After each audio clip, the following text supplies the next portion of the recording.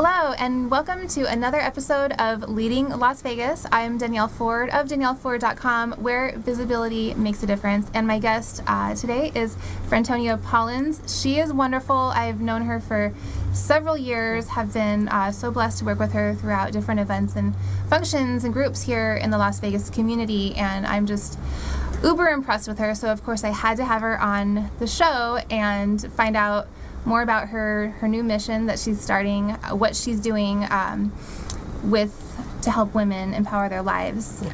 And so you're the first lady. What's your official title? So I'm America's First Lady of Empowerment. Love it. Yes. Can you tell us a little bit about what you do, what you have been up to the last couple of years with your business, and a little bit where you're going with it? Absolutely. So primarily, I guess I would be considered a success coach. So I work with high achieving women to help them remove the blocks, identify and remove the blocks that are keeping them from moving to the next level of success. And I use a holistic approach. I believe that how you do one thing is how you do all things. And so if you are having a challenge around success or moving to the next level in your career, we identify other areas of your life where that may be showing up as well. So we do a holistic approach to creating success in every area of your life. I love it. You were also a TED speaker. I was there for your TED Talk, and that was one of my favorite ones of that day. Yeah, and so that kind of rolls over into the new mission you have with women. Sex, God, and Money. Well, yeah, that's a course that I teach that is part of a new movement that I'm launching called 1 Million Women Debt Free. And yes, it's literal debt, so financial debt, but debt also it's an acronym that stands for doubt, envy, betrayal, and trepidation. And those are, as I've coached with women over the years, those are some of the major blocks that get in the way. Self-doubt, an expression of envy towards each other as women, which is part of how we've been conditioned to see each other. Betrayal of ourselves around the boundaries and the non-negotiables that we will establish in both our business and our personal lives, and then trepidation. Many of us will get great ideas and inspiration, and fear will set in, and we will hesitate on taking action on that. So I've created this movement where I'm working with women to help them move beyond their fears about money and wealth, identify their uniquely divine and powerful purpose on this planet so that they can utilize it in creating a business that creates multi-generational wealth. Is that all? That's a mouthful. Is that all? It's a mouthful, but that's the mission. Wow, that's amazing. I would like to talk more about the debt because I've dealt with it myself. I've seen a lot of girls do the same thing. It's almost like, I feel like women are just preconditioned or told like we're bad with money. Yeah. Do you think that's true? So there is some truth to it. I don't necessarily know that we are innately bad with money. I think there is some social conditioning around women and money. So many of us grow up in households where money is never discussed with the children. It's something the parents take care of, and in the conversation, the intentional conversation is never had with the children. We grow up in a society that still, regardless of how far we've come a long way, baby, but we still have a long way to go as women in this society. It was just 1975 that a woman could have a credit card in her own name without her husband's approval. That was like not very long ago. Absolutely. It wasn't that long ago. And so there is still some residual conditioning around women and their ability to have money and how we are seen and viewed through the lens of this society when we have money.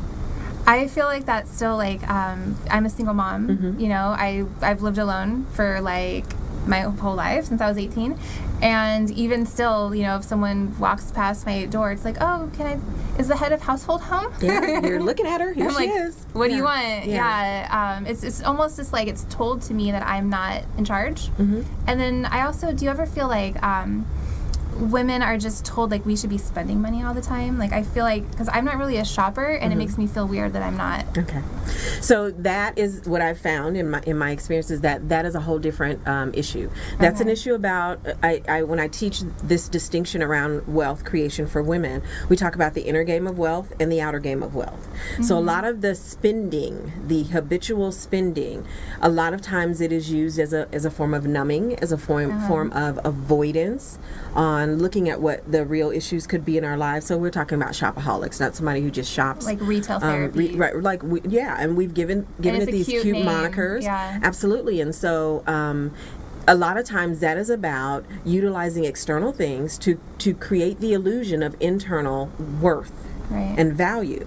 And so women have been conditioned again around that. We live in a society that judges us on how we look versus what we know, versus who we are internally, our personal constitution, the things that are intangible. And so a lot of times when women have not reconciled their inner game of wealth, they utilize material things to express the illusion of the outer game of wealth. Yeah, almost like I can trick these people to see me differently. Absolutely. And then it'll almost start to tell me that I'm better. Well, it gives me a buffer between knowing the truth about what's going on with myself and dealing with it, and actually doing the work to deal with it. Yeah. Wow. So what? Obviously, this is a loaded question, but what kind of work do you think is needed that you're doing, that you're leading in your groups and everything? Like, what's going to fix the problem? So I think real honest conversations. And as I described it before, it's a big umbrella with a whole lot of stuff under it. So honest conversations with women about where we have been historically and where we are now and what has taken place in between, the good that's taken place in between, and the areas of opportunity that still exist. Women are stepping into leadership positions. Women are getting more positions of corporate leader and in the corporate world, and women are getting more degrees and things like that. Again, that's the outer game. What are we doing internally so that when we are in those corporate boardrooms, and now it's not just one woman, there are 3 women, how do we deal with the competitive energy that often shows up between us, right? Yes. How do we deal with lifting as we climb, right? How do we bring our sisters along with us when we still have not yet dealt with the internal challenges around being a woman in power? Right. I feel like, I wonder if this is like something you have seen also, that it's almost, I guess I'm kind of stuck on like what society tells us, but it is almost told to us like there's only enough. And so if there's one woman who's already on top, or she's the most famous, or she's doing it like this, then you can't. Absolutely. Yeah. So where scarcity is perceived, competition will ensue. And that is a quote that I spend a lot of time working with my clients on, really getting them to understand that. If you come from a scarcity mindset, if you believe that there's only room for one and that it is not an abundant universe, the minute that you see that one, you will begin to compete with her so that you can take her position. It's like, who's king of the hill? Versus creating enough room, enough opportunity where we all come along. Back to the lift as you climb. As I'm climbing the ladder of success, it is my responsibility to lift another sister, to lift somebody else, so that we can both occupy a space and create more opportunity for each other. So it is back to the social conditioning, and part of that goes to the way that women have been conditioned to compete for the ultimate attention, men, and that is the attention of men. Yeah. Absolutely. So kind of rolling into that, another question I had was, do we hold ourselves back from making money, from saving money, from investing and things like that, because we don't want to intimidate men? Absolutely. And do we do it on purpose, or is it subconscious? Like, I think that it could be a combination of both. I think sometimes it can initially start as a subconscious thing. And then at some point you go, when you're listening to what society, the chatter in society, the chatter in social media, where people will say, well, a man doesn't want a woman who earns more than he does, or, he doesn't want to move into your place, so you wait and you don't buy the house. Or I hear women say, well, I want to travel the world, but I'm going to wait until I have a husband, or I'm going to wait until I have the perfect mate. The other part is that we equate a higher level of value to a woman who is in a relationship, and a higher level of value even than that to a woman who is married. And so a lot of times women prevent themselves from moving into, again, the trepidation, moving into the fullness of the dream that they hold for their lives, waiting for a man to come along to either propel them into that, lift them into that, or give them the okay to do it. Or just like knowing that men don't think it's attractive when you say, we're not going to spend money on that. Actually, what we're going to do is we're going to put it into a 401k. Absolutely. Absolutely. Yeah, so I definitely do. I think I've seen that with myself and other people as well. how do you think we could change like the perception, or do you think it's going to take men's help to do it, or do you think women need to be the ones to kind of just like demand what we're going to do? So I think that it is incumbent upon women let me say this, for adult women to be honest enough with themselves to recognize the truth about where they are in relationship to their inner game and their outer game of wealth, their self-value and how it's showing up in their wallet and in their bank account and in their investment accounts, right? Because again, we have women who are making 70, 80, 100, six figures, incomes, but they don't have any net worth. Right. Like I recently read a report that said the average net worth for Caucasian women is $46,000. The average net worth for women of color is $5. Oh There my is gosh. something Are you wrong with kidding that me? when, if you do further research, we control multi-billion dollars worth of money on an annual, right? So there's something going on there with the inner game. That's the first Yeah. thing, that adult women have to acknowledge their challenges around money. Do you know the average net worth of like a white Caucasian man in I don't. I didn't. have that? Okay. I didn't look that up. I'm gonna Google I have that. to look it up. Sorry, I didn't interrupt you. No worries.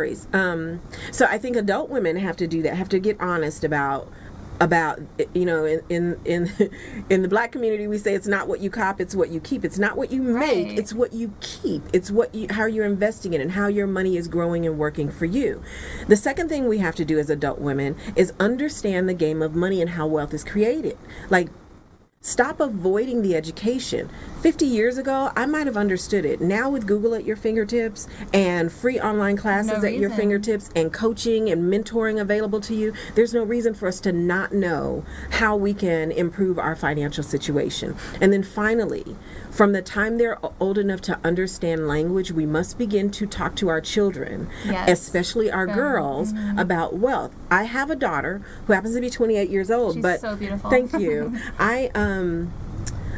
From the time that she was young, I would sit her down. These are the bills. This is how much money is coming in. This is how we create our spending plan, our budget. At the time, I didn't know I was creating this program. You but had that's what- to. You were, that's like, what I was trying to- doing. yeah.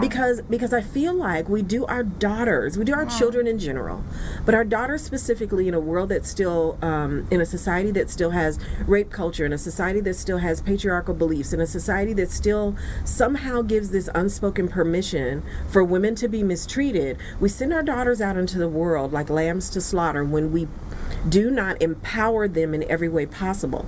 And a girl who is sent out into the world with financial challenges, not understanding how to provide for herself, becomes prey.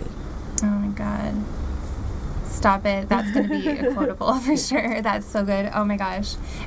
I think you're absolutely right, especially here in Las Vegas. Absolutely. You see that a lot. Yeah. Do you think the first step for that is just finding a mentor, joining this group that you're leading now? Well, yeah, absolutely. I think joining 1 Million Women Debt Free is a perfect start. Like, engaging yourself. Sit down and look at your credit report. Like a lot of the places that are avoid it. You're just like, right. I It's don't like wanna if I look at it don't right if I don't look at it, it doesn't exist. Right. I tell people, audit your bank account. Look at where you're spending your money. Here's a quick tip for your viewers. Pull your bank statements for the last 90 days. Take a couple of different color highlighters. Use one color for eating out. Okay. Use another one for entertainment. Use another one for your bills and your living expenses. Take a look at where your money is going. You will be shocked at how the $5 latte adds up, or how the $15 lunch every day adds up. I did this for myself one time and found that I was spending $800 a month eating out. Holy moly. $800 a month. Right. Like, ridiculous. Right. And I'm not saying if we work hard, we should play hard, but let's be smart with the way that we invest our money, so that at one point in time, our money gives us a return on that investment. Even cutting down 10% and putting that away. Absolutely. Yeah. Absolutely. That's amazing. Thank Yeah. you. You're So welcome. this was so empowering. I can't wait to join your movement. How Thank can the viewers find you on social media and also get connected with you to to talk Okay. to get all of it. Awesome. So 1millionwomendebtfree.com, Okay. and it's all spelled out, 1millionwomendebtfree.com. That will direct you to the Facebook group, and then once you sign up on the list, you'll get a free download. There's a list of top 10 things women can do to create conscious wealth.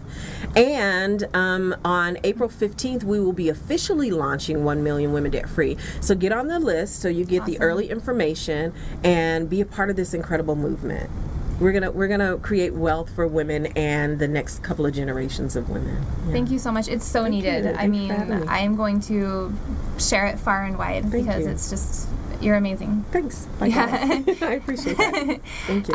Thank you guys so much for tuning in. This has been another episode of Leading Las Vegas. I'm Danielle Ford, and I will see you in the next episode. Bye, guys.